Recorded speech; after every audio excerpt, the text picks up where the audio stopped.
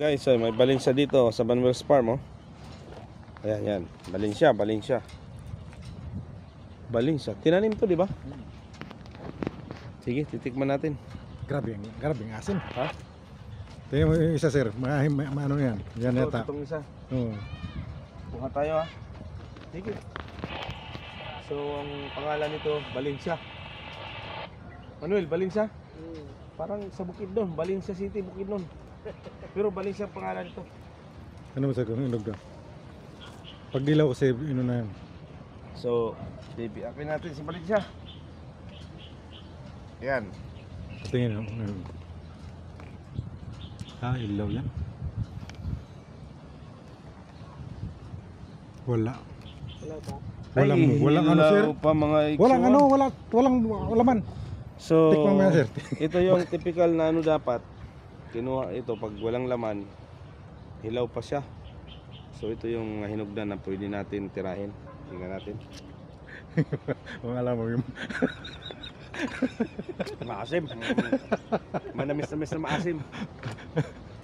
Kung nakatikim na kayo nung santol na hindi pa hinog, yung medyo maasim, yan ang ano niya. Pero masarap din. Maganda siguro ito pulutan pag ang ininom mo, gin. Pipikit-pikit ka, gaganon-ganon, no? Madaming bunga yan. Oh. Saan yung iba? Titirahin pa natin. Maraming Balinsa eh.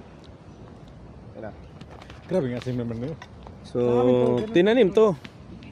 Tingnan mo, yan, oh. Ito may mga bunga, oh. Sa bayan, ang dami. Doon pa sa taas, oh. So, subukan natin itong isa kasi medyo malaki. Pipitasin natin. Ito. Oh. Bibiakin ko na ang Balinsa.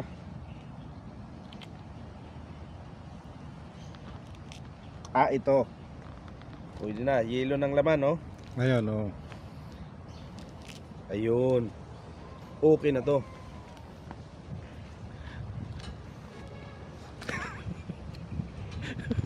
Masim. Ano?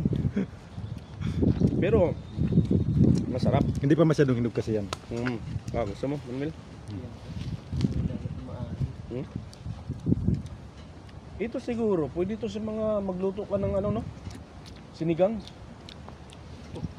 Sinigang, kasi gano'n eh. Maasim eh. Pero Masarap. masarap yan sir, ano? Maraming buto-buto. Kakayurin mo yun siya, lagyan mo sa baso, parang gawin mo parang juice. Diyos. So, Ang maganda yan, sir, yung kakayurin, lagay sa baso, parang Diyos. ang ano na talaga yan, sir, yung pagdilaw na itong balat. Asim na matamis-tamis talaga. Okay. Magpapakindat ka sa asim. You guys. Okay.